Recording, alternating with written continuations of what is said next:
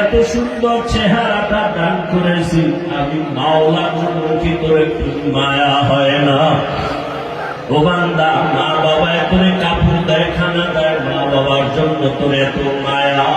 ওরে আমি আল্লাহ তোর জন্য সূর্য বানাইলাম, চাঁদ বানাইলাম, পানি দিলাম, বাতাস দিলাম, খানা দিলাম।